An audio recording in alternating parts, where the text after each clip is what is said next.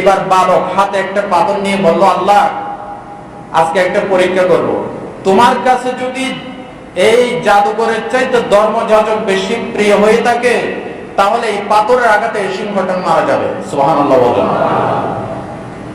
মুসলিম শরীফের হাদিস।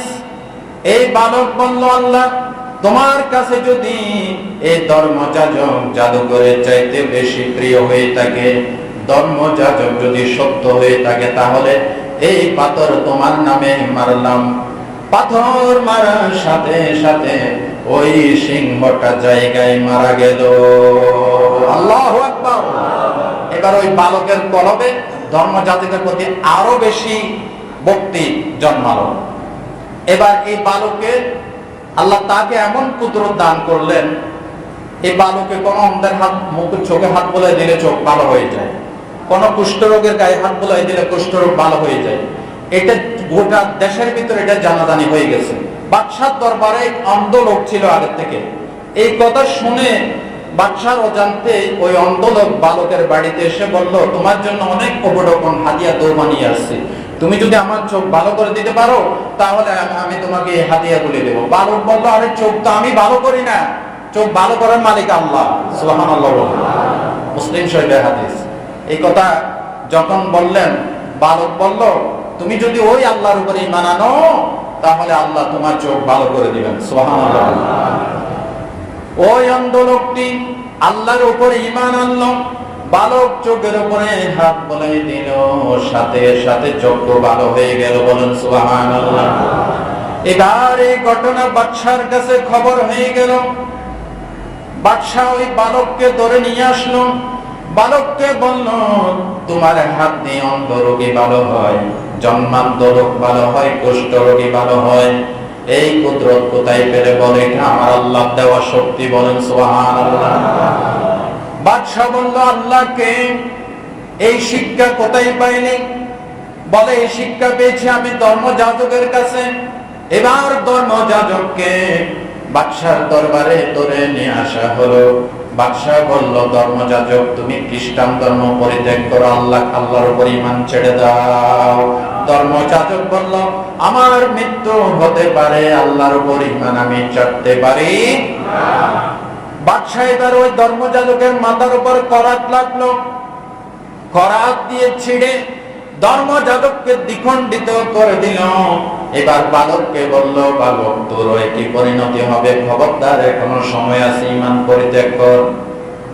বাদশা এবার কয়েকজন তার সৈন্য সামন্তের সাথে বালককে দিয়ে বলল, একে একেবারে সর্বোচ্চ পাহাড়ে চূড়ায় আরোহণ করাবে, করাইয়া বলবে, ঈসা আলাইহিস সালামের রবকে বলে যা, আল্লাহর উপর থেকে ঈমান পরিত্যাগ কর। যদি ঈমান পরিত্যাগ করে আমার কাছে নিয়ে আসবে, আর পরিত্যাগ না করলে পাহাড় থেকে ঠেলে দিয়ে পাহাড়ের নিচে ফেলে তাকে দুনিয়া থেকে বিদায় করবে।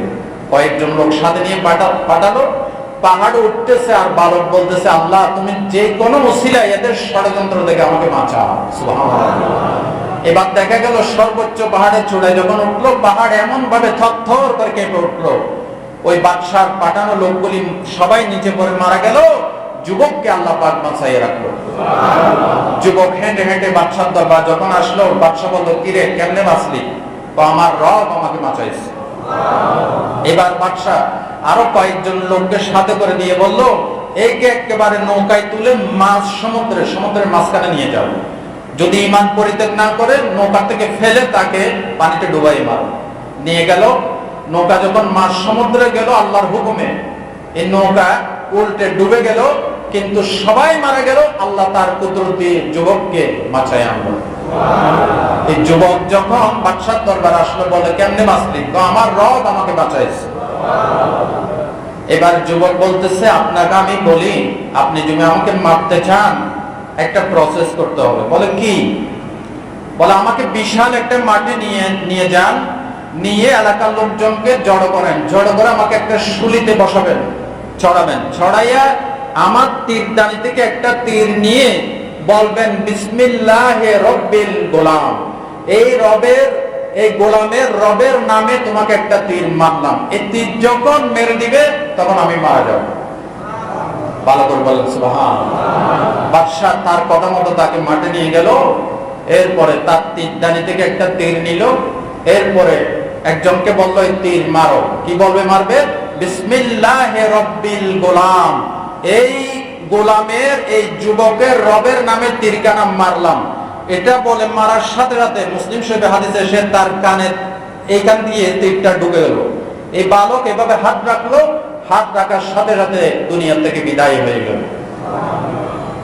বিদায় হয়েছে ঠিক এটা দেখে উপস্থিত সমস্ত জনতা একসাথে বলে উঠলো, আমান্না বিরব্বিল গোলাম, আমান্না বিরব্বিল গোলাম, আমান্না বিরব্বিল গোলাম। এই গোলামের রবের উপর, আল্লাহর উপর ঈমান আনলাম।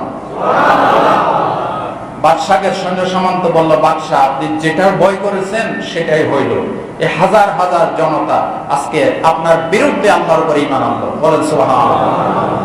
এবার বাদশাহ বলল, আমি শাস্তি দেব, প্রত্যেকটা এলাকার মোড়ে মোড়ে গর্ত খনন করো। এটা এই হাদিসের ব্যাখ্যায় কোরআন থেকে মিলাই দেব, কোরআনের আয়াতও আছে, হাদিসও আছে। গর্ত যখন খনন করলো, গর্তের ভিতরে আগুন জ্বালালো, দাও দাও করে আগুন জ্বলছে। যারা ঈমান এনেছে তাদেরকে একজন একজন করে এই গর্তে ফেলো। জোরে বলেন নাউজুবিল্লাহ। আল্লাহ রাব্বুল আলামিন এই ঘটনার বিবরণ দিয়ে সূরাতুল বুরুজের ভিতরে বলেন, কুতিলা আসহাবুল উখদুদিন নারি যাতিল ওয়াকুদ ইয হুম আলাইহা কুউদু ওয়া হুম আলা মা ইয়াফআলুনা বিল মুমিনিনা শুহুদ। আল্লাহ তাআলা বলেন, গর্তওয়ালারা ধ্বংস হয়েছে, অভিশপ্ত হয়েছে যখন তারা গর্তের ভিতরে আগুন জ্বালালো এবং গর্তের পাশে বসে বসে একজন একজন ফেলতে লাগলো, গর্তের ভিতরে তামাশা দেখতেছিল।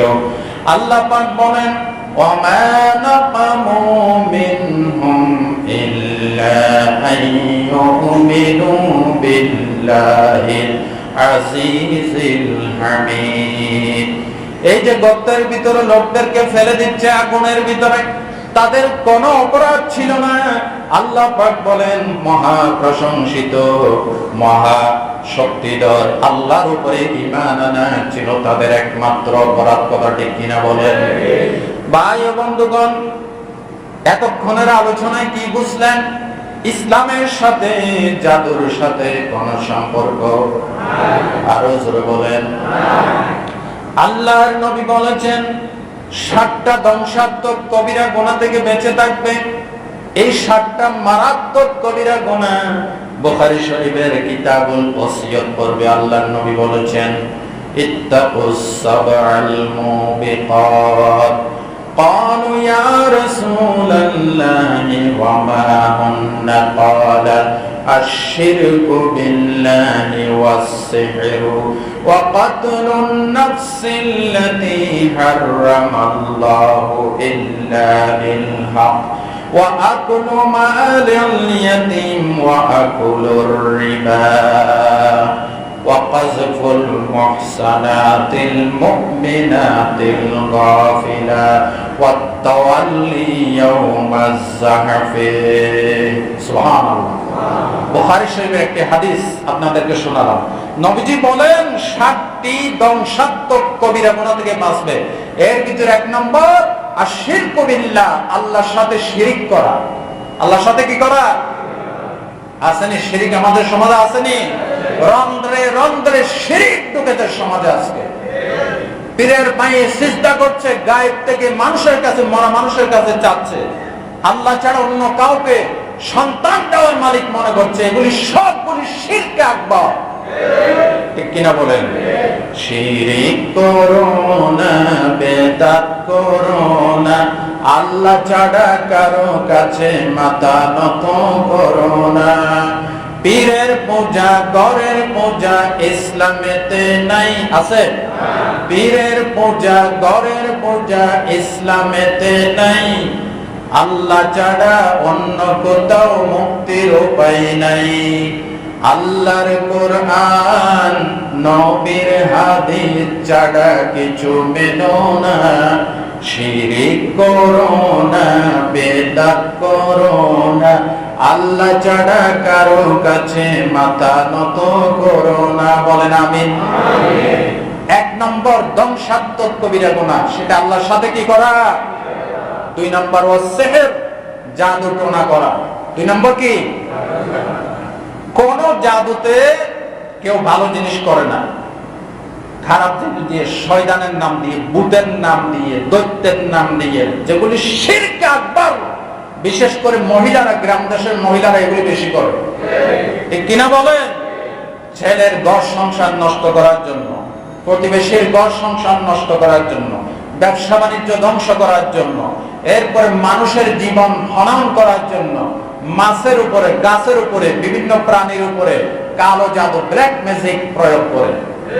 আছে না নাই? মাত্র গত জুমা না তার আগের জুমায় শোনাইছিলাম, নবীজি বলেছেন যারা জাদু টোনা করে তারা আমার উম্মত নয়।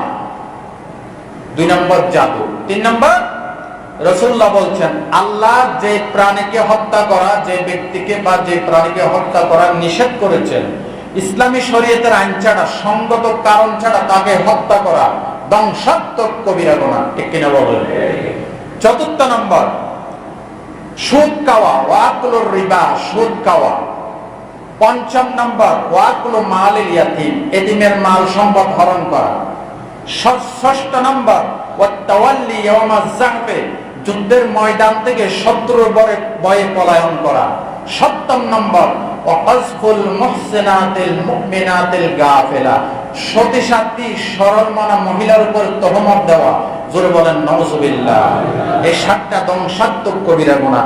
আল্লাহ এই গুনাহগুলি থেকে আমাদেরকে হেফাজত করেন। নবী করিম সাল্লাল্লাহু আলাইহি সাল্লাম এই সফর মাসের শেষ বুধবার জাদু থেকে মুক্ত হয়েছিলেন। আপনারা বলতে পারেন যে হুজুর উনি আল্লাহর পরে যার স্থান, সেই নবীকে জাদু টাচ করলো কিভাবে? হ্যাঁ, নবী হওয়া সত্ত্বেও জাদু টাচ করতে পারে। নবীকে যদি জাদু টাচ না করত, তাহলে জাদু থেকে মুক্তির উপায় আমরা জানতে পারতাম না। সুবহানাল্লাহ, ঠিক কিনা বলেন? নবী জাদুতে আক্রান্ত হওয়া নবুয়তের পরিপন্থী নয়। কোন হুজুর, কোন আলেম জাদুতে আক্রান্ত হওয়া মানে হুজুর বা ওলামায়ে কেরামের ইজ্জত এবং শানের পরিপন্থী নয়। হতেই পারে, ঠিক কিনা বলেন? কিন্তু এটা বাঁচার পথ ইসলাম আমাদেরকে বার্তা দিয়েছে, নাকি দেয় নাই? দিয়েছে। নবী করিম সাল্লাল্লাহু আলাইহি সাল্লাম মুসনাদ আহমদের হাদিসে এসেছে 6 মাস এই জাদুতে আক্রান্ত হয়ে কষ্ট পেয়েছেন। কয় মাস? জোরে কোন কয় মাস? 6 মাস। এই 6 মাস তার মাথা এমন ওলট পালট হয়ে গেল। মুসলিম শরীফের হাদিসে এসেছে, বুখারীর হাদিসে এসেছে, সুনান ইবনে মাজার হাদিসে এসেছে, আল-লু'লু ওয়াল মারজান নামক হাদিসের কিতাবে এসেছে, দারিমি শরীফের হাদিসে এসেছে, মুসনাদ আহমদের হাদিসে এসেছে। অনেকগুলি হাদিসে এই ঘটনা সহিহ সূত্রে জমা করেছে। বনি জুরাইক গোত্রের লবিদ ইবনুল আসাম নামে ইহুদি নবী করিম সাল্লাল্লাহু আলাইহি ওয়াসাল্লামকে জাদু করলো। এই জাদুতে আক্রান্ত হয়ে নবীজি কোন স্ত্রীর সাথে কি বলছে, কোন সময় কি করছে এটা ভুলে যাইতেন। সুবহানাল্লাহ বলেন। একদিন হযরত আয়েশাকে গভীর রাতে নবীজি ডেকে তুললেন, বলেন আয়েশা, আমি আল্লাহর কাছে যে জিনিস চেয়েছিলাম আল্লাহ স্বপ্নে আমাকে সেটা বাতলে দিয়েছেন। সুবহানাল্লাহ বলেন। বলে কি? আয়েশা, আমি যখন ঘুমিয়েছি, ঘুমে দেখেছি আমার কাছে 2 জন ফেরেশতা এসেছে। একজন আমার মাথার কাছে বসেছে, আরেকজন পায়ের কাছে বসেছে। পায়ের কাছে যিনি বসেছেন তিনি, মাথার কাছে যিনি বসেছেন তাকে জিজ্ঞাসা করলো, এই লোকটার কি হয়েছে? মা ওয়াজাউর রাজুল, এই লোকটার কি হয়েছে? ক্বালা মাতুবু, অপর ফেরেশতা বলল ওনাকে জাদু করা হয়েছে। অপর ফেরেশতা বলল ক্বালা মান তাব্বাহু, কে জাদু করলো? ক্বালা লবিদ ইবনুল আসাম। অপর ফেরেশতা বলল বনি জুরাইক গোত্রের লবিদ ইবনুল আসাম নামে ইহুদি রাসূলুল্লাহকে জাদু করেছে। জোরে বলেন নাউযুবিল্লাহ। বলে কোথায় কোথায় এই জাদু কোথায় করা হয়েছে? ক্বালা ফি বিকরে জি আরওয়ান, জি আরওয়ান নামক কূপের তলদেশে এই জাদু মন্ত্র সেট করা হয়েছে। নাউযুবিল্লাহ মিন যালিক। রাসূল করিম সাল্লাল্লাহু আলাইহি ওয়াসাল্লাম ঘুম থেকে জাগ্রত হলেন। বললেন আয়েশা, ফেরেশতা আমাকে আরো বলেছে কি দিয়ে জাদু করছে। বলে কি দিয়ে? ক্বালা ফি মুশতিন ওয়া মুশাতাতিন ওয়া ফি জুফফে তালআতে যাকার। ডাইরেক্ট হাদিস থেকে আমি কোট করলাম। আমার চিরুনি দিয়ে চুল আঁচড়ানোর সময় আমার চুল এবং চিরুনির ভগ্নাংশ, চিরুনির একটা টুকরা এবং উঠে যাওয়া একটা চুল, সেটা কি করলো? ফি তালআতে যাকার, খেজুর গাছের নর খেজুর গাছের সরু খোলসের ভিতর ঢুকাইয়া আমাকে জাদু মন্ত্রে সেট করেছে। বলেন নাউজুবিল্লাহ। এবার নবী করিম সাল্লাল্লাহু আলাইহি ওয়াসাল্লাম একদল সাহাবী সহ সেই বীর জি আরওয়ান এই কূপের কাছে আসলেন, এগুলি তুললেন, তুলে দেখলো এখানে গিরা দেওয়া হয়েছে। এখন নবী করিম সাল্লাল্লাহু আলাইহি ওয়াসাল্লাম কিভাবে মুক্ত হবেন? আল্লাহ সাথে সাথে জিবরাইল পাঠাইলেন। বলেন সুবহানাল্লাহ। জিবরাইল পাঠাইয়া আল্লাহ বলেন আমার বন্ধুকে শিখাইয়ে দাও, কুল আউযু বিরাব্বিল ফালাক মিন শাররি মা খালাক। পড়েন।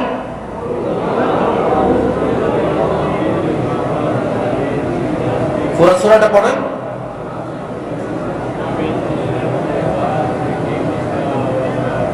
আমিন শাররি হাসিদিন ইযা হাসাদ। আমার বন্ধুকে আরো শিখাই দাও, কুল আউযু বিরাব্বিন নাস মালিকিন নাস ইলাহিন নাস মিন শাররিল ওয়াসওয়াসিল আল্লাযী ইউওয়াসওয়িসু ফি সুদুরিন নাস মিনাল জিন্নাতি ওয়ান নাস। ভাই ও বন্ধুগণ, বিশ্বনবী যখন এই কোরআনের মহানী শক্তি দিয়ে কোরআনের বাণী প্রচার করে করে যখন আরব সমাজকে দাওয়াত দিচ্ছিলেন, আরবের কাফের মুশরিকরা কি বলেছিল আল্লাহ রাব্বুল আলামিন কোরআন শরীফে কোট করে দিয়েছেন। তারা বলেছিল ওয়াকালা আয-যালিমুনা ইন তাত্তাবিউনা ইল্লা রাজুলাম মাসহুরা। সূরা ফুরকান, সূরাতুল ফুরকানের 8 নম্বর আয়াতের শেষের অংশে আল্লাহ পাক বলছেন, জালিমরা ইসলাম বিরোধীরা বলল, আরে তোমরা তো একটা জাদু আকৃষ্ট ব্যক্তির অনুসরণ করছো। মুহাম্মদ সাল্লাল্লাহু আলাইহি ওয়াসাল্লাম নাকি জাদু আকৃষ্ট ব্যক্তি। নাউজুবিল্লাহ বলবেন না? রব্বুল আলামিন সূরাতুল আনআমের 7 নম্বর আয়াতে বলছেন, ওয়ালাউ নাযালনা আলাইকা কিতাবান ফি কিরতাসিন ফালামাসুহু বিআইদিহিম লাকালাল্লাযীনা কাফারু ইন হাযা ইল্লা সিহরুম মুবিন।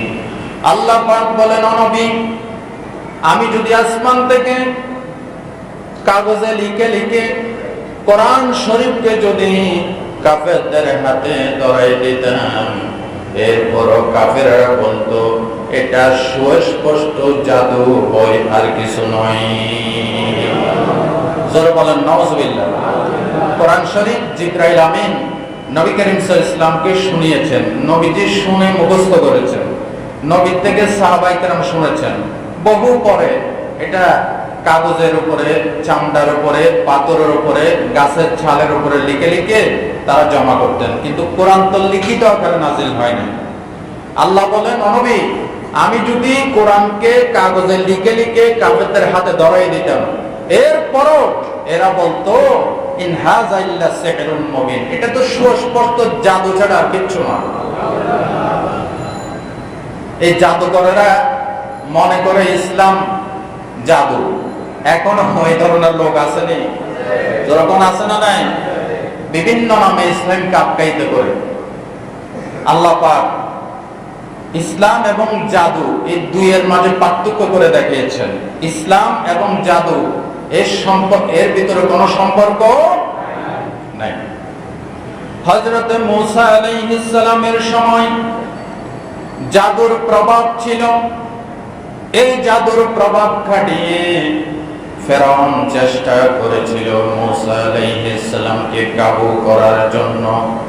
আল্লাহ পাক এই জাদুর শক্তিকে দুর্বল করার জন্য মুসা আলাইহিস সালামের হাতে লাঠি দান করেছেন। আল্লাহর কুদরতি শক্তি, আল্লাহু আকবার বলেন। মুসা আলাইহিস সালাম যখন ফেরাউনের দরবারে গিয়ে ডাক দিল, ফেরাউন এক আল্লাহর গোলামি মেনে নাও, আল্লাহ ছাড়া কারো বিধান মেনো না, আল্লাহ ছাড়া কারো ইবাদত করো না। ফেরাউন বলেছিল, মুসারে তুমি যে আল্লাহর পয়গম্বর, তোমার কাছে কি ডকুমেন্ট আছে, কি দলিল আছে? তখন মুসা আলাইহিস সালাম বগলের নিচে এরকম হাত বলে ঢোকালেন। হাত ঢোকাইয়া হাত যখন এভাবে তালু প্রদর্শন করেছেন, এমন ভাবে আলো বিচ্ছুরিত হচ্ছে, ফেরাউন এবং তার সভাসদদের চোখ ঝলসে যাচ্ছে। ফেরাউন বলল, আমি জাদুকর দেখেছি, মুসার মতো এত বড় জাদুকর আর দেখি নাই। আরো জোরে বলেন। ও আমার ভাইরা, সেই ইসলামের প্রথম দিন থেকে আদম আলাইহিস সালাম থেকে ঈসা রূহুল্লাহ পর্যন্ত সমস্ত নবীদেরকে জাদুকরের তহমত দেওয়া হয়েছে। সমস্ত নবীদেরকে পাগল ডাকা হয়েছে, সমস্ত নবীদেরকে গণক ডাকা হয়েছে, ঠিক কিনা বলেন? কিন্তু যতই গণক বলো, জাদুকর বলো, ইসলাম সমাজ বিরোধী বলো, রাষ্ট্র বিরোধী বলো, ইসলাম কিয়ামত পর্যন্ত থাকবে। কারণ ইসলাম কার? সতেজা কা রহা হ্যায় अज़ल से तायम रोज़, सतेज़ा का रहा है अज़ल से तायम रोज़, चिरागे मुस्तफ़ा भी से शरारे गुल हबीस। আল্লাহ একবার বলছেন, ইসলামের আবহমান কাল থেকে চিরাগে মুস্তফা সাল্লাল্লাহু আলাইহি ইসলামের টিমটিম করে জ্বলা ইসলামের চিরাগকে ফু দিয়ে নিভিয়ে দিতে চেয়েছিল আবু জেহেল। আজকে আবু জেহেল, আবু লাহাব নাই, আল্লাহর কোরআন ইসলাম এখনো আছে, কিয়ামত পর্যন্ত থাকবে।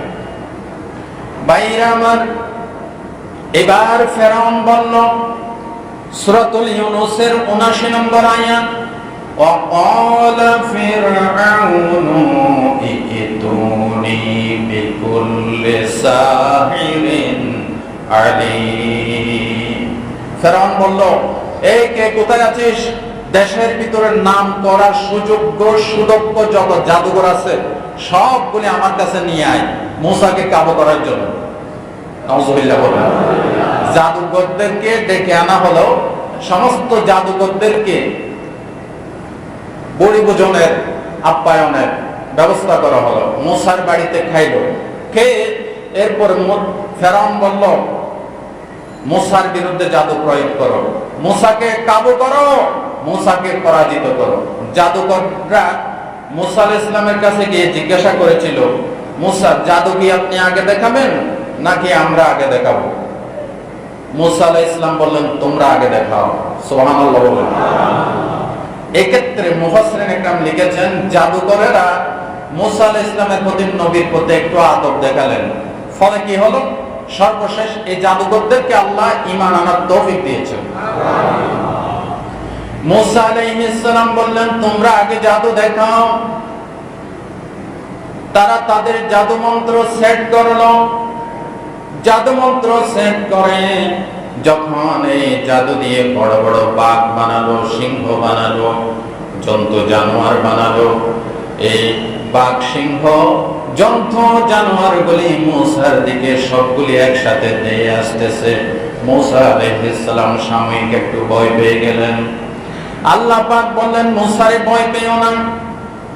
ওয়া আওহাইনা ইলা মুসা আন আলকি আসাকা ফাইযা হিয়া তালকাফু মা ইয়াফিকুন। সূরাতুল আরাফ ১১৭ নম্বর আয়াত। আল্লাহ পাক বললেন, মুসারে ভয় পেও না, তোমার হাতের লাঠি ছেড়ে দাও। লাঠি ছেড়ে দিলেন, বিরাট একটা অজগর সাপ হয়ে গেল। এটা কি জাদু নাকি আল্লাহর কুদরত? এই মূসা আলাইহিস সালামের লাঠি যখন বিশাল অজগর হয়ে গেল, আল্লাহ পাক বলেন জাদুকরদের মন্ত্রপুত করে বাঘ ভাল্লুক সিংহ যেগুলি বানিয়েছিল, মূসা আলাইহিস সালামের এই লাঠি যখন হা করেছে, সব জাদু মন্ত্রপুত সাপ বাঘ ভাল্লুক সবের ভিতরে গিয়ে ঢুকে গেল। জাদুকরেরা বলল আমরা যেটা দেখাইছি এটা তো জাদু, তবে মূসা যেটা দেখেছে সেটা জাদু হতে পারে না, সেটা আল্লাহর কুদরত। বলেন সুবহানাল্লাহ। কারণ আমরা দেখাইছি জাদু, জাদু যে জিনিস গিলে ফেলে দেয় এটা জাদু হতে পারে না, এটা জাদুর দাদা বা নানা কিছু একটা হবে। সুবহানাল্লাহ বলেন। এই লাঠি যখন সবগুলি গিলে ফেলল, জাদুকরদের অবস্থা কি হলো? আল্লাহ পাক সূরা আরাফের ভিতরে বলেছেন ওয়া উলকিয়াস সাহারাতু সাজিদিন ক্বালু আমান্না বিরাব্বিল আলামিন রব্বি মূসা ওয়া হারুন। আল্লাহু আকবার। জাদুকরেরা সবাই সিজদায় উঠে পড়ল, লাইন করে সিজদায় পড়ে গেল আর বলতে লাগলো রব্বুল আলামিনের প্রতি ঈমান আনলাম। কোন রব? ফেরাউন তো রব দাবি করেছে। এবার জাদুকরেরা ব্যাখ্যা দিয়ে বলতেছে মূসা এবং হারুন আলাইহিস সালামের রব। বলেন সুবহানাল্লাহ। সেই রবের নাম কি? ওই রবের উপর যখন ঈমান আনলাম, ফেরাউন এমন ভাবে কেঁপে গেল, আমার বাড়িতে দুপুর বেলায় জন্মের মতো কে আমার অনুমতি ছাড়া ঈমান আনলে সিজদা দিলে রাখ, তোদের শাস্তির ব্যবস্থা করতেছি। আল্লাহ রাব্বুল আলামিন বললেন, ফেরাউন বলল লা উকাত্তিআন্না আইদিয়াকুম ওয়া আরজুলাকুম মিন খিলাফিন সুম্মা লা উসাল্লিবান্নাকুম আজমাইন। আল্লাহু আকবার। এগুলি জিন্দা কোরআন, এখানে কোন বিন্দু বিসর্গ পরিমাণ কোন ভুল নাই। আল্লাহ পাক বললেন, ফেরাউন বলল তোদের হাত পা কাটবো, একটার উল্টা আরেকটা কাটবো, ডাইন হাত কাটবো, বাম পা কাটবো, বাম হাত কাটবো, ডাইন পা কাটবো, সুম্মা লা উসাল্লিবান্নাকুম আজমাইন, অতঃপর হাত পা কেটে তোদেরকে আমি শুলে চড়াবো। জাদুকররা ফেরাউনের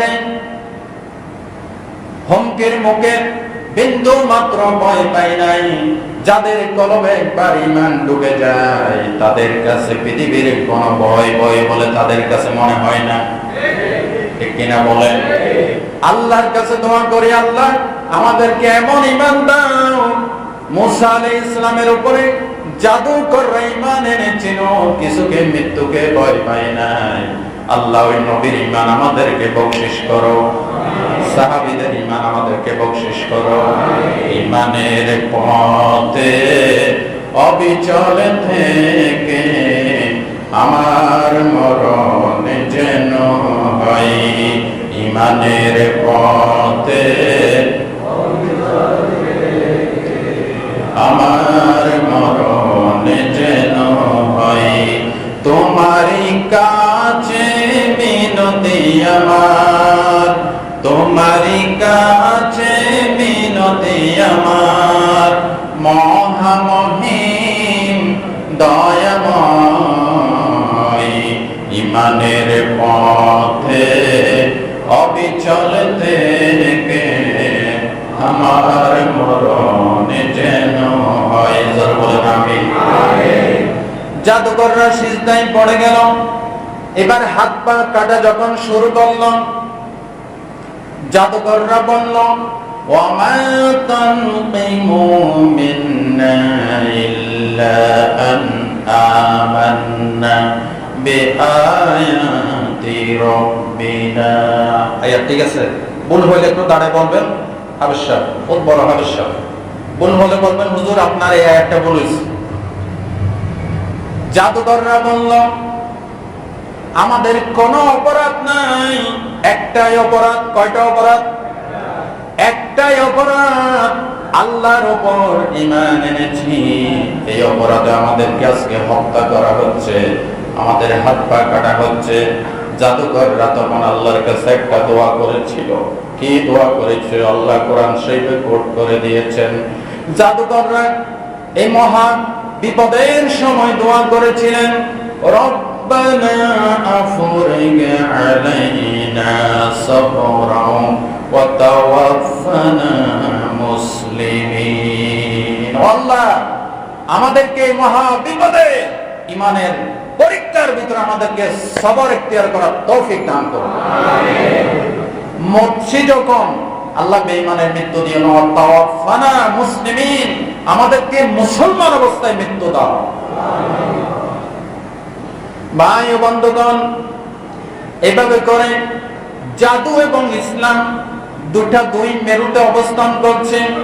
জাদু কোনদিন ইসলামের উপকারে আসে নাই, আসবেও না, এবং সমস্ত ইসলাম বিরোধীরা সব সময় ইসলামকে জাদুকর বলে আখ্যায়িত দিয়েছে। কথা ঠিক কিনা বলেন? আসলে ইসলামের সাথে জাদুর কোনো সম্পর্ক নাই। সম্পর্ক আছে? ইসলাম কার? আল্লাহ। আর জাদু হচ্ছে কুফরি কালাম দিয়ে, শয়তানের শিখানো মন্ত্র তন্ত্র দিয়ে, শয়তানের প্রেতাত্মা, শয়তানের আত্মা দিয়ে গঠিত একটি ব্ল্যাক ম্যাজিক, যেটাকে বলা হয় জাদু। এই জাদু থেকে আল্লাহ আমাদেরকে হেফাজত করুন। আমিন। আপনাদেরকে আমি এখন একটি ঘটনা শোনাবো। ঘটনাটা এসেছে মুসলিম শরীফের হাদিসে। সেই পূর্ব জামানায় নবী করিম সাল্লাল্লাহু আলাইহি ওয়াসাল্লাম বলছেন, সেই পূর্ব জামানায় এক বাদশা ছিল। বাদশার দরবারে একটা মস্ত বড় জাদুকর ছিল। তৎকালীন বাদশার দরবারে জাদুকর রাখা হতো। এই জাদুকর যখন বৃদ্ধ হয়ে গেল, তখন বাদশাকে বলল, বাদশা আমি তো বৃদ্ধ হয়ে গেছি, মারা যাব, আমাকে একটা বালক দেন যাকে আমি জাদু মন্ত্র শেখাতে পারি। বলেন নাউজুবিল্লাহ। বাদশা গোটা দেশ তালাশ করে করে একটা বালক পাইল। বালক তার কাছে, এই বৃদ্ধ জাদুকরের কাছে এসে এসে প্রত্যেকদিন জাদু শিখে। তার বাড়ি থেকে আসার সময় ছিল এক ধর্মযাজক, খ্রিস্টান ধর্মের ধর্মযাজক। তৎকালীন যুগে খ্রিস্টান ধর্ম ছিল সত্য ধর্ম। আলহামদুলিল্লাহ বলেন। আমাদের ধর্ম আসার আগে যত আল্লাহর তাওরাতের অনুসারী, ইনজিলের অনুসারী, আসমানি কিতাবের অনুসারী খ্রিস্টান, ইহুদি, যার যুগে তারটা ছিল আসল ধর্ম। সুবহানাল্লাহ। কিন্তু এখন খ্রিস্টান ধর্ম আসল ধর্ম নয়। এখন আসল ধর্ম কি? আরো জোরে বলেন। এখন যদি কেউ খ্রিস্টান অবস্থায় থাকে, ইসলাম গ্রহণ না করে, সে নিশ্চিত কোথায় যাবে? কিন্তু যখন ইনজিল নাজিল হয়েছিল, তখন ইনজিলের অনুসরণ যারা করছে তারা জান্নাতে যাবে। বলেন সুবহানাল্লাহ। ওই খ্রিস্টান এক রাহেব, সন্ন্যাসী, ধর্মযাজক, প্রতিমধ্যে তার আস্তানা ছিল। এই বালক বাদশার দরবারে আসা যাওয়ার পথে ধর্মযাজকের কাছে বসতো, বসে ইনজিলের কথাগুলি শুনতো। এই শুনতে শুনতে শুনতে শুনতে এই বালক ওই ধর্মযাজকের ভক্ত হয়ে গেল। সুবহানাল্লাহ বলেন। একদিন ওই বৃদ্ধ জাদুকর বলল, তুমি এত লেট করে দেরি করে আসো কেন? সে ধর্মযাজকের কথা বলবো। ধর্মযাজক যখন এটা জানতে পারলেন, বললেন খবরদার আর কোনোদিন যদি জিজ্ঞাসা করে বলবে আমার বাড়ি থেকে আসতে দেরি হয়ে গেছে। আর বাড়িতে যদি জিজ্ঞাসা করে বলবে জাদুকরের কাছ থেকে আসতে দেরি হয়ে গেছে, আমার কথা কখনো বলবে না। বলে ঠিক আছে। একদিনের ঘটনা, এই বালক ওই জাদুকরের কাছে যাচ্ছিল, প্রতিমধ্যে দেখে এক বিশাল জন্তু, জানোয়ার, কোন বর্ণনায় এসেছে জাদুকর এই জানোয়ার, আর কোন বর্ণনায় এসেছে বিশাল একটা সিংহ, মানুষের পথ আটকে রেখেছে, হিংস্র জন্তু। কেউ এদিকে আসতে পারছে না, এদিকে আসতে পারছে না। এবার বালক হাতে একটা পাথর নিয়ে বলল, আল্লাহ আজকে একটা পরীক্ষা করব, তোমার কাছে যদি এই জাদুকরের চাইতে ধর্মযাজক বেশি প্রিয় হয়ে থাকে, তাহলে এই পাথরের আঘাতে এই সিংহটা মারা যাবে। সুবহানাল্লাহ বলেন। মুসলিম শরীফের হাদিস। এই বালক বলল, আল্লাহ তোমার কাছে যদি এই ধর্মযাজক জাদুকরের চাইতে বেশি প্রিয় হয়ে থাকে, ধর্মযাজক যদি সত্য হয়ে থাকে, তাহলে এই পাথর তোমার নামে মারলাম। পাথর মারার সাথে সাথে ওই সিংহটা জায়গায় মারা গেল। আল্লাহু আকবার। এবার ওই বালকের কলবে ধর্মযাজকের প্রতি আরো বেশি ভক্তি জন্মালো। এবার এই বালকের আল্লাহ তাকে এমন কুদরত দান করলেন, এই বালকে কোন অন্ধের হাত মুখে চোখে হাত বোলাই দিলে চোখ ভালো হয়ে যায়, কোন কুষ্ঠরোগের গায়ে হাত বোলাই দিলে কুষ্ঠরোগ ভালো হয়ে যায়। এটা গোটা দেশের ভিতরে এটা জানাজানি হয়ে গেছে। বাদশার দরবারে অন্ধ লোক ছিল আগের থেকে। এই কথা শুনে বাদশার অজান্তে ওই অন্ধ লোক বালকের বাড়িতে এসে বলল, তোমার জন্য অনেক উপঢৌকন হাদিয়া দৌড় বানিয়ে আসছে, তুমি যদি আমার চোখ ভালো করে দিতে পারো তাহলে আমি তোমাকে এই হাদিয়া গুলি দেবো। বালক বলল, আরে চোখ তো আমি ভালো করি না, চোখ ভালো করার মালিক আল্লাহ। সুবহানাল্লাহ। মুসলিম শরীফের হাদিস। এই কথা যখন বললেন, বালক বলল, তুমি যদি ওই আল্লাহর উপরে ঈমান আনো তাহলে আল্লাহ তোমার চোখ ভালো করে দিবেন। সুবহানাল্লাহ। ওই অন্ধ লোকটি আল্লাহর উপরে ঈমান আনলো, বালক চোখের উপরে হাত বুলাই দিল, সাথে সাথে চোখ ভালো হয়ে গেল। বলেন সুবহানাল্লাহ। এবার এই ঘটনা বাদশার কাছে খবর হয়ে গেল। বাদশা ওই বালককে ধরে নিয়ে আসলো। বালককে বলল, তোমার হাত দিয়ে অন্ধ রোগী ভালো হয়, জন্মান্ধ রোগ ভালো হয়, কুষ্ঠ রোগী ভালো হয়। এই কুদরত কোথায় পেলে? বলে, আমার আল্লাহ দেওয়া শক্তি। বলেন সুবহানাল্লাহ। বাদশা বলল, আল্লাহকে। এই শিক্ষা কোথায় পাইনি? বলে, এই শিক্ষা পেয়েছি আমি ধর্মযাজকের কাছে। এবার ধর্মযাজককে বাদশার দরবারে ধরে নিয়ে আসা হলো। বাদশাহ বলল, ধর্মযাজক, তুমি খ্রিস্টান ধর্ম পরিত্যাগ করো, আল্লাহর উপর ঈমান ছেড়ে দাও। ধর্মযাজক বলল, আমার মৃত্যু হতে পারে, আল্লাহর উপর ঈমান আমি ছাড়তে পারি না। বাদশাহ এবার ওই ধর্মযাজকের মাথার উপর করাত লাগলো। করাত দিয়ে ছিঁড়ে ধর্মযাজককে দ্বিখণ্ডিত করে দিল। এবার বালককে বলল, বালক, তোর কি পরিণতি হবে? খবরদার, এখনো সময় আছে, ঈমান পরিত্যাগ কর।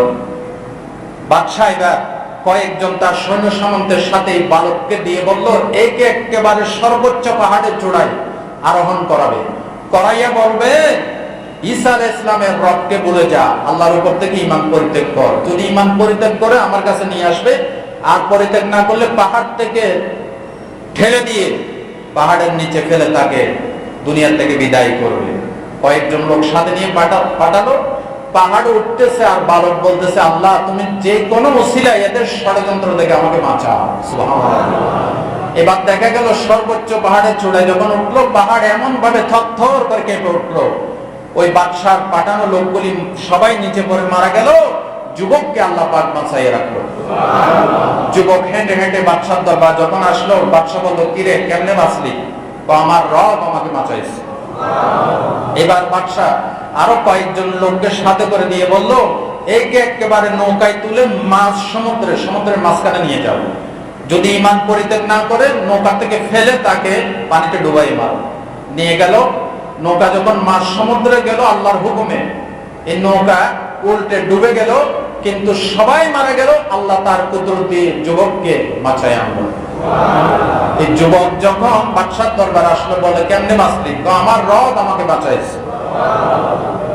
এবার যুবক বলতেছে, আপনাকে আমি বলি, আপনি যদি আমাকে মারতে চান একটা প্রসেস করতে হবে। বলে, কি? বলে, আমাকে বিশাল একটা মাটি নিয়ে যান, নিয়ে এলাকার লোকজনকে জড়ো করেন, জড়ো করে আমাকে একটা শুলিতে বসাবেন, ছড়াবেন, ছড়াইয়া আমার তীরদানি থেকে একটা তীর নিয়ে বলবেন, বিসমিল্লাহে রব্বিল গোলাম। এই গোলামের রবের নামে তোমাকে একটা তীর মারলাম। এই তীর যখন মেরে দিবে তখন আমি মারা যাব। ভালো করে বলেন সুবহানাল্লাহ। বাদশা তার কথা মতো তাকে মাঠে নিয়ে গেল। এরপরে তার তীরদানি থেকে একটা তীর নিল। এরপরে একজনকে বলল, এই তীর মারো। কি বলবে মারবে? বিসমিল্লাহে রব্বিল গোলাম। এই গোলামের, এই যুবকের রবের নামে তীরখানা মারলাম। এটা বলে মারার সাথে সাথে মুসলিম শরীফে হাদিসে এসে তার কানে এইখান দিয়ে তীরটা ঢুকে গেল। এই বালক এভাবে হাত রাখলো, হাত রাখার সাথে সাথে দুনিয়া থেকে বিদায় হয়ে গেল। বিদায় হয়েছে ঠিক এটা দেখে উপস্থিত সমস্ত জনতা একসাথে বলে উঠলো, আমান্না বিরব্বিল গোলাম, আমান্না বিরব্বিল গোলাম, আমান্না বিরব্বিল গোলাম। এই গোলামের রবের উপর, আল্লাহর উপর ঈমান আনলাম। বাদশাহের সঙ্গে সমান্ত বলল, বাদশাহ আপনি যেটা ভয় করেছেন সেটাই হইল। এই হাজার হাজার জনতা আজকে আপনার বিরুদ্ধে আল্লাহর উপর ঈমান আনলো। বলেন সুবহানাল্লাহ। এবার বাদশাহ বলল, আমি শাস্তি দেব, প্রত্যেকটা এলাকার মোড়ে মোড়ে গর্ত খনন করো। এটা এই হাদিসের ব্যাখ্যায় কোরআন থেকে মিলাই দেব, কোরআনের আয়াতও আছে হাদিসও আছে। গর্ত যখন খনন করলো, গর্তের ভিতরে আগুন জ্বালালো, দাও দাও করে আগুন জ্বলছে। যারা ঈমান এনেছে তাদেরকে একজন একজন করে এই গর্তে ফেলো। জোরে বলেন নাউজুবিল্লাহ। আল্লাহ রাব্বুল আলামিন এই ঘটনার বিবরণ দিয়ে সূরাতুল বুরুজের ভিতরে বলেন, কুতিলা আসহাবুল উখদুদিন নারি যাতিল ওয়াকুদ ইয হুম আলাইহা কুউদু ওয়া হুম আলা মা ইয়াফআলুনা বিল মুমিনিনা শুহুদ। আল্লাহ তাআলা বলেন, গর্তওয়ালারা ধ্বংস হয়েছে, অভিশপ্ত হয়েছে যখন তারা গর্তের ভিতরে আগুন জ্বালালো এবং গর্তের পাশে বসে বসে একজন একজন ফেলতে লাগলো, গর্তের ভিতরে তামাশা দেখতেছিল। আল্লাহ পাক বলেন, ওয়ামা নাকামু মিনহুম ইল্লা আইয়ুমিনু বিল্লাহিল আজিজিল হামিদ। এই যে গর্তের ভিতরে লোকদেরকে ফেলে দিচ্ছে আগুনের ভিতরে, তাদের কোনো অপরাধ ছিল না। আল্লাহ পাক বলেন, মহা প্রশংসিত, মহা শক্তিধর আল্লাহর উপরে ঈমান আনা ছিল তাদের একমাত্র অপরাধ। কথা ঠিক কিনা বলেন? ভাই ও বন্ধুগণ, এতক্ষণের আলোচনায় কি বুঝলেন? ইসলামের সাথে জাদুর সাথে কোন সম্পর্ক? আরো জোরে বলেন। আল্লাহর নবী বলেছেন, ৭টা ধ্বংসাত্মক কবিরা গুনাহ থেকে বেঁচে থাকবে। এই ৭টা মারাত্মক কবিরা গুনাহ বুখারী শরীফের কিতাবুল ওসিয়ত পড়বে। আল্লাহর নবী বলেছেন, ইত্তাকুস সাবআল মুবিকাত। قالوا يا رسول الله وما هن؟ قال الشرك بالله والسحر وقتل النفس التي حرم الله إلا بالحق وأكل مال اليتيم وأكل الربا وقذف المحصنات المؤمنات الغافلات والتولي يوم الزحف। সুবহানাল্লাহ। বুখারী শরীফের একটি হাদিস আপনাদেরকে শোনালাম। নবীজি বলেন, ৭টি ধ্বংসাত্মক কবিরা গুনাহ থেকে বাঁচবে। এর ভিতরে ১ নম্বর আশিরকু বিল্লাহ, আল্লাহর সাথে শিরিক করা। আল্লাহর সাথে কি করা? আসেনি শিরিক আমাদের সমাজে? আসেনি? রন্ধ্রে রন্ধ্রে শিরিক ঢুকেছে সমাজে আজকে। পীরের পায়ে সিজদা করছে, গায়েব থেকে মানুষের কাছে, মরা মানুষের কাছে চাচ্ছে, আল্লাহ ছাড়া অন্য কাউকে সন্তান দেওয়ার মালিক মনে করছে। এগুলি সবগুলি শিরকে আকবার। ঠিক কিনা বলেন? শিরিক করো না, বেদাত করো না, আল্লাহ ছাড়া কারো কাছে মাথা নত করো না। পীরের পূজা, ঘরের পূজা ইসলামেতে নাই। আছে? পীরের পূজা, ঘরের পূজা ইসলামেতে নাই। আল্লাহ ছাড়া অন্য কোথাও মুক্তির উপায় নাই। আল্লাহর কোরআন, নবীর হাদিস ছাড়া কিছু মেনো না। শিরিক করো না, বেদাত করো না, আল্লাহ ছাড়া কারো কাছে মাথা নত করো না। বলেন আমিন। ১ নম্বর ধ্বংসাত্মক কবিরা গুনাহ, সেটা আল্লাহর সাথে কি করা? ২ নম্বর ওয়াসসিহর, জাদু টোনা করা। ২ নম্বর কি? কোন জাদুতে কেউ ভালো জিনিস করে না। খারাপ জিনিস দিয়ে, শয়তানের নাম দিয়ে, ভূতের নাম দিয়ে, দৈত্যের নাম দিয়ে, যেগুলি শিরক আকবার, বিশেষ করে মহিলারা, গ্রাম দেশের মহিলারা এগুলি বেশি করে, ঠিক কিনা বলেন? ছেলের ঘর সংসার নষ্ট করার জন্য, প্রতিবেশীর ঘর সংসার নষ্ট করার জন্য, ব্যবসা বাণিজ্য ধ্বংস করার জন্য, এরপরে মানুষের জীবন হনন করার জন্য, মাছের উপরে, গাছের উপরে, বিভিন্ন প্রাণীর উপরে কালো জাদু, ব্ল্যাক ম্যাজিক প্রয়োগ করে। আছে না নাই? মাত্র গত জুমা না তার আগের জুমায় শোনাইছিলাম, নবীজি বলেছেন যারা জাদু টোনা করে তারা আমার উম্মত নয়। 2 নম্বর জাদু। 3 নম্বর, রাসূলুল্লাহ বলছেন আল্লাহ যে প্রাণীকে হত্যা করা, যে ব্যক্তিকে বা যে প্রাণীকে হত্যা করা নিষেধ করেছেন, ইসলামী শরীয়তের আইন ছাড়া, সঙ্গত কারণ ছাড়া তাকে হত্যা করা ধ্বংসাত্মক কবিরা গুনাহ, ঠিক কিনা বলেন? 4 নম্বর, সুদ খাওয়া, ওয়াকুলুর রিবা, সুদ খাওয়া। 5 নম্বর, ওয়াকুলু মালিল ইয়াতীম, এতিমের মাল সম্পদ হরণ করা। 6 নম্বর, ওয়াতাওয়াল্লি ইয়াওমাজ যাহফে, যুদ্ধের ময়দান থেকে শত্রুর ভয়ে পলায়ন করা। 7 নম্বর, ওয়াকাযফুল মুহসিনাতিল মুমিনাতিল গাফিলা, সতী সাথী সরল মনা মহিলার উপর তহমত দেওয়া। জোরে বলেন নাউযুবিল্লাহ। এই 7টা ধ্বংসাত্মক কবিরা গুনাহ। আল্লাহ এই গুনাহগুলি থেকে আমাদেরকে হেফাজত করেন। নবী করিম সাল্লাল্লাহু আলাইহি সাল্লাম এই সফর মাসের শেষ বুধবার জাদু থেকে মুক্ত হয়েছিলেন। আপনারা বলতে পারেন যে হুজুর উনি আল্লাহর পরে যার স্থান, সেই নবীকে জাদু টাচ করলো কিভাবে? হ্যাঁ, নবী হওয়া সত্ত্বেও জাদু টাচ করতে পারে। নবীকে যদি জাদু টাচ না করতো তাহলে জাদু থেকে মুক্তির উপায় আমরা জানতে পারতাম না। সুবহানাল্লাহ, ঠিক কিনা বলেন? নবী জাদুতে আক্রান্ত হওয়া নবুয়তের পরিপন্থী নয়। কোন হুজুর, কোন আলেম জাদুতে আক্রান্ত হওয়া মানে হুজুর বা ওলামায়ে কেরামের ইজ্জত এবং শানের পরিপন্থী নয়। হতেই পারে, ঠিক কিনা বলেন? কিন্তু এটা বাঁচার পথ ইসলাম আমাদেরকে বার্তা দিয়েছে, নাকি দেয় নাই? দিয়েছে। নবী করিম সাল্লাল্লাহু আলাইহি সাল্লাম মুসনাদ আহমদের হাদিসে এসেছে 6 মাস এই জাদুতে আক্রান্ত হয়ে কষ্ট পেয়েছেন। কয় মাস? জোরে কোন কয় মাস? 6 মাস। এই 6 মাস তার মাথা এমন ওলট পালট হয়ে গেল।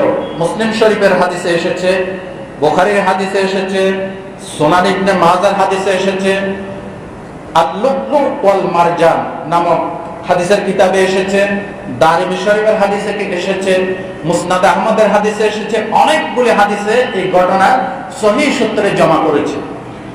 বনি জুরাইক গোত্রের লবিদ ইবনুল আসাম নামে ইহুদি নবী করিম সাল্লাল্লাহু আলাইহি ওয়াসাল্লামকে জাদু করলো। এই জাদুতে আক্রান্ত হয়ে নবীজি কোন স্ত্রীর সাথে কি বলছে, কোন সময় কি করছে এটা ভুলে যাইতেন।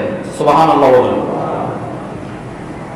একদিন হযরত আয়েশাকে গভীর রাতে নবীজি ডেকে তুললেন, বলেন আয়েশা, আমি আল্লাহর কাছে যে জিনিস চেয়েছিলাম আল্লাহ স্বপ্নে আমাকে সেটা বাতলে দিয়েছেন। সুবহানাল্লাহ বলেন। বলে কি? আয়েশা, আমি যখন ঘুমিয়েছি, ঘুমে দেখেছি আমার কাছে 2 জন ফেরেশতা এসেছে। একজন আমার মাথার কাছে বসেছে, আরেকজন পায়ের কাছে বসেছে। পায়ের কাছে যিনি বসেছেন তিনি মাথার কাছে যিনি বসেছেন তাকে জিজ্ঞাসা করলো, এই লোকটার কি হয়েছে? মা ওয়াজাউর রাজুল, এই লোকটার কি হয়েছে? ক্বালা মাতুবু, অপর ফেরেশতা বলল ওনাকে জাদু করা হয়েছে। অপর ফেরেশতা বলল ক্বালা মান তাব্বাহু, কে জাদু করলো? ক্বালা লবিদ ইবনুল আসাম। অপর ফেরেশতা বলল বনি জুরাইক গোত্রের লবিদ ইবনুল আসাম নামে ইহুদি রাসূলুল্লাহকে জাদু করেছে। জোরে বলেন নাউযুবিল্লাহ। বলে কোথায় কোথায় এই জাদু কোথায় করা হয়েছে? ক্বালা ফি বিকরে জি আরওয়ান, জি আরওয়ান নামক কূপের তলদেশে এই জাদু মন্ত্র সেট করা হয়েছে। নাউযুবিল্লাহ মিন যালিক। রাসূল করিম সাল্লাল্লাহু আলাইহি ওয়াসাল্লাম ঘুম থেকে জাগ্রত হলেন, বললেন আয়েশা, ফেরেশতা আমাকে আরো বলেছে কি দিয়ে জাদু করছে। বলে কি দিয়ে? ক্বালা ফি মুশতিন ওয়া মুশাতাতিন ওয়া ফি জুফফে তালআতে যাকার। ডাইরেক্ট হাদিস থেকে আমি কোট করলাম। আমার চিরুনি দিয়ে চুল আঁচড়ানোর সময় আমার চুল এবং চিরুনির ভগ্নাংশ, চিরুনির একটা টুকরা এবং উঠে যাওয়া একটা চুল, সেটা কি করলো? ফি তালআতে যাকার, খেজুর গাছের নর খেজুর গাছের সরু খোলসের ভিতর ঢুকাইয়া আমাকে জাদু মন্ত্রে সেট করেছে, বলেন নাউজুবিল্লাহ।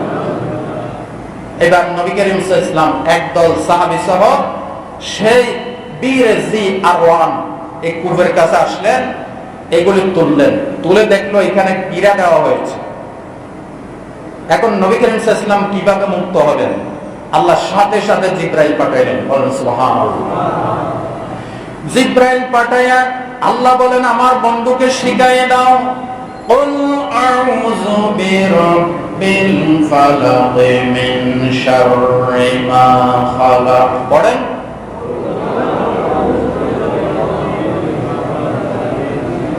পুরো সূরাটা পড়েন।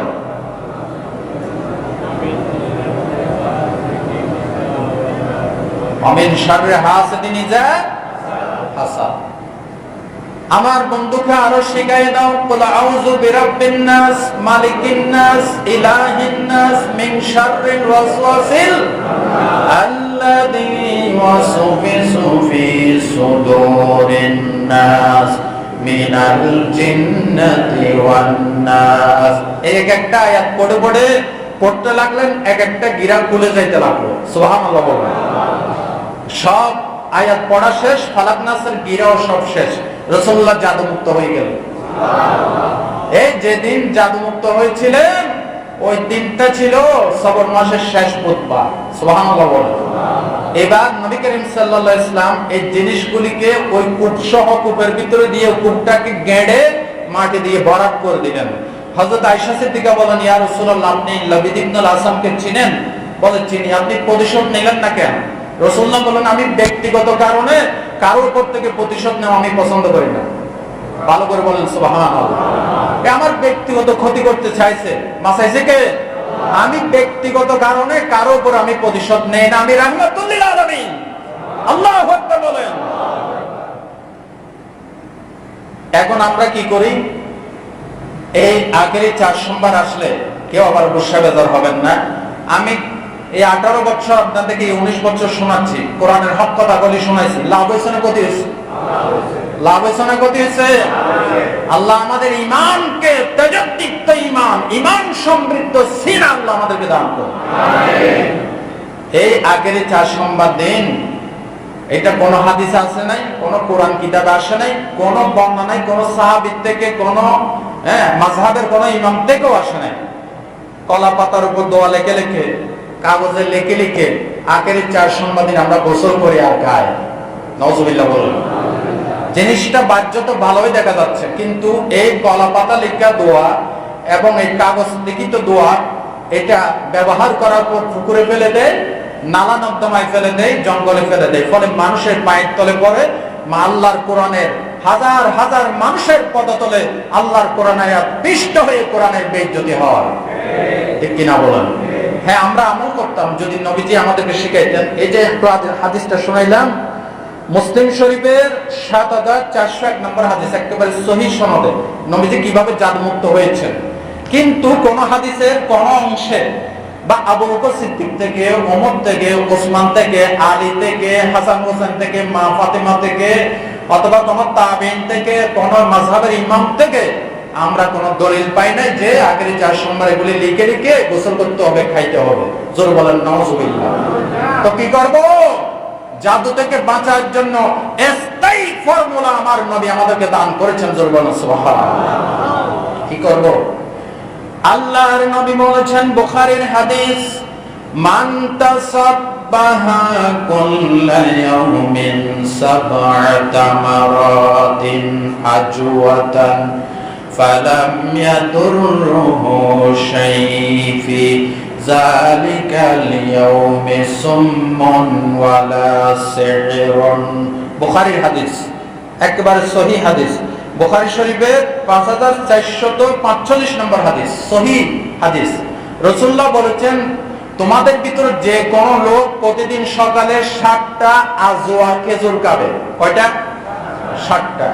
7টি আজওয়া খেজুর খাবে, ফি যালিকাল ইয়াউম, ওই দিনে, সুম্মুন, কোন বিষ, ওয়ালা সিহরুন, কোন জাদুটনা তাকে আর টাচ করতে পারবে না। কয়টি? আজওয়া খেজুর। আজওয়া খেজুরের একটা ইতিহাস আছে, শোনাবো? আপনাদের কষ্ট হচ্ছে? জি, বিরক্ত হচ্ছেন? আজওয়া খেজুরের একটা ইতিহাস আছে। হযরতে সালমান ফারসি বলেন রাদিয়াল্লাহু তাআলা আনহু, তিনি একটা ইহুদির গোলাম ছিলেন। টাকায় কেনা দাস প্রথা ছিল সেই যুগে, গোলাম ছিলেন। তার মালিক তাকে বলল, তুমি যদি 600 দিরহাম আমাকে দিতে পারো এবং একদিনে যদি 300টা খেজুর গাছ লাগাইয়া তুমি দেখাইতে পারো এই খেজুর গাছ বড় হবে, পাতা গজাবে, খেজুর ধরবে, খেজুরগুলি পাকবে, এরপর আমি তোমাকে মুক্তি দান করব। হযরত সালমান ফারসি আসলেন নবীর কাছে, ইয়া রাসূলুল্লাহ, ইহুদি শর্ত দিয়েছে 600 দিরহাম। রাসূলুল্লাহ বললেন, 600 দিরহাম আমি দিলাম। বলেন সুবহানাল্লাহ। আরেকটা কঠিন শর্ত ইয়া রাসূলুল্লাহ, বলে কি? 300টা খেজুর লাগাতাম তার বাগানে, এগুলি যখন বড় হবে, যখন পাতা গজাবে, ফল ধরবে, খেজুর ধরবে, পাকবে, তখন আমাকে মুক্তি দেবে। এগুলি ধরতে পাকতে তোমার পরে শেষ হয়ে যাবে, ঠিক কিনা বলেন? রাসূলুল্লাহ বললেন, চলো আমার সাথে, আলী চলো। হযরত আলীকে নিয়ে ইহুদির কাছে আসলেন, বাগানে ঢুকলেন, তাকে 600 দিরহাম দিলেন। বললেন, ইয়া রাসূলুল্লাহ, ইহুদি বলতেছে, ইয়া রাসূলুল্লাহ, আরেকটি শর্ত, 300টা খেজুর গাছ লাগাইতে হবে এবং খেজুর গাছ বড় হবে, ফল ধরবে, পাকবে, এরপর মুক্তি। রাসূলুল্লাহ বললেন, ঠিক আছে, দাও, খেজুর দাও। খেজুরগুলি ইহুদি আগুনে জ্বালাইয়া একেবারে কালো কালো করে, যাতে গাছ না গজায়, রাসূলুল্লাহর হাতে দিলেন। রাসূলুল্লাহ বললেন, আলী তুমি গর্তগুলি করে করে যাও, আর সালমান ফারসি তুমি পানি দিয়ে দিয়ে যাও, আমি একটা একটা রোপণ করে করে আসবো। আল্লাহর নবী বললেন, সালমান খবরদার, পানি দিয়ে যাচ্ছ, পিছনের দিকে শেষ খেজুরটি রোপণ না হওয়া পর্যন্ত পিছনের দিকে তাকাইতে পারবা না। এবার হযরত আলী গর্ত করে করে যায়, সালমান ফারসি পানি দিয়ে দিয়ে যায়। বাগানের শেষ মাথায় যখন সর্বশেষ খেজুরের ওড়া বিচিটা আল্লাহর নবী যখন লাগাই দিলেন, পিছনের দিকে ফিরে দেখলেন সবগুলি গাছ সাথে সাথে গজায় গেল। সাথে সাথে গাছ বড় হয়ে খেজুর ধরল, খেজুরগুলি কালো কালো আকারের। বলেন সুবহানাল্লাহ, আল্লাহু আকবার বলেন। বিশ্ব নবীর হাতের মুজিজা, কুদরত কার? মুজিজা কার? রাসূলের। রাসূলুল্লাহর হাত দিয়ে ওই পুরোটা খেজুর থেকে আল্লাহ সাথে সাথে গাছ গজায় দেখেছেন। নবীজির হাতের মুজিজার চিহ্ন আল্লাহ এখনো রেখে দিয়েছেন। আজওয়া খেজুর এখন পর্যন্ত কালো কালো আছে, ঠিক কিনা বলেন? ছাই কালা, ছাইয়ের মতো জ্বলে কালো আকার যেরকম হয়, ঠিক সেরকম আজওয়া খেজুর। নবীজির হাতের বরকত, জোরে বলেন সুবহানাল্লাহ। এই আজওয়া খেজুর সবচাইতে দামি খেজুর আরব দেশে, এবং খাইতে অনেক মজা। খেজুরের ভিতরে আছে পটাশিয়াম, আছে খনিজ, আছে ম্যাঙ্গানিজ, আছে ম্যাগনেসিয়াম, আছে ভিটামিন, আছে ক্যালসিয়াম।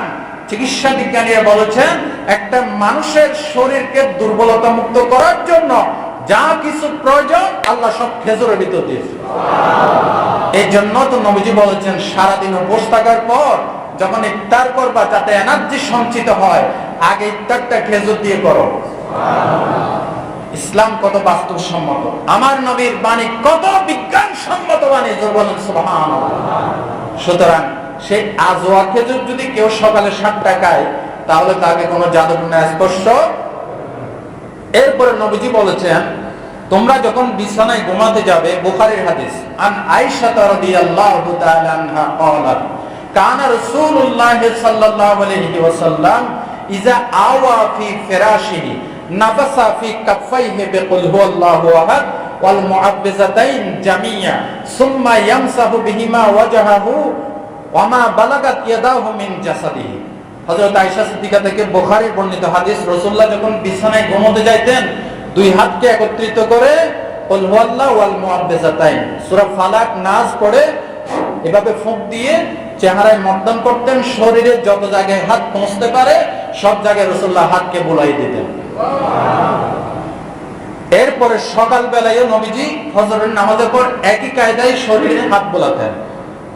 তিরমিজির হাদিস, রাসূলুল্লাহ বলছেন, মান ক্বালা কুল হুয়াল্লাহু আহাদ ওয়াল মুআব্বিজাতাইন কাফাকা মিন কুল্লি শাই, যে ব্যক্তি প্রত্যেক সন্ধ্যায় এবং সকাল বেলা কুল হুয়াল্লাহু আহাদ ফালাক নাস পড়ে ফুঁক দিয়ে মর্দন করবে, সমস্ত জাদুটোনা থেকে বাঁচার জন্য এটা তার জন্য যথেষ্ট হয়ে যাবে। আরেকটি পন্থা আছে, এটা এসেছে তিরমিজি শরীফের হাদিসে। قال رسول الله صلى الله عليه وسلم ما من عبد يقول في صباح كل يوم ومساء كل ليلة بسم الله الذي لا يضر مع اسمه شيء في الأرض ولا في السماء وهو السميع العليم ثلاث مرات إلا لم يضر شيئا। রাসূলুল্লাহ বলেন, যে ব্যক্তি সকালে সন্ধ্যায় 3 বার করে দোয়া পড়বে, বিসমিল্লাহিল্লাযী লা ইয়াদুররু মা ইসমিহি শাইউন ফিল আরদি ওয়ালা ফিস সামা ওয়া হুয়াস সামিউল আলিম, কোন জাদুটোনা তাকে টাচ করবে না। এতগুলি ওষুধ থাকতে এই বেদাত কেন করেন? কোরআন শরীফের ইজ্জত হয় নাকি বেইজ্জত হয়? জোরে কন, বেইজ্জত হয়। যেটা রাসূলুল্লাহ দেন নাই, যেটা সাহাবায়ে কেরাম দেন নাই, যেটা তাবিন তবে তাবিন দেন নাই, যেটা মাযহাবের ইমাম কর্তৃক সমর্থিত নয়, এমন কোন বেদাতের সাথে আমাদের কোনো সম্পর্ক নাই। আপনারা করবেন, এটা করবেন। বুধবার দিন একটা প্রতিদিন যেটা করেন বুধবারের আমল হয় কি, সেটা কি? সকালে একবার আর রাত্রে এশারের পর একবার, এই আমি যে বললাম এই আমলটা করবেন, ফুঁক দিবেন আর এই দোয়াটা 3 বার করে পড়বেন, বিসমিল্লাহিল্লাযী লা ইয়াদুররু মা ইসমিহি।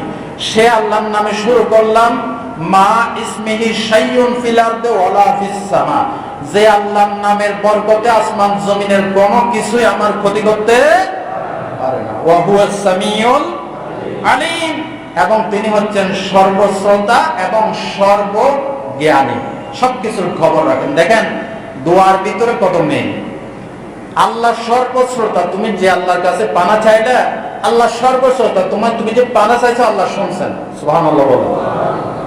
এবং আলিম, তুমি যে পানা চাইছো এটা আল্লাহর অজানা নয়, আলিম, তিনি সবকিছু জানেন।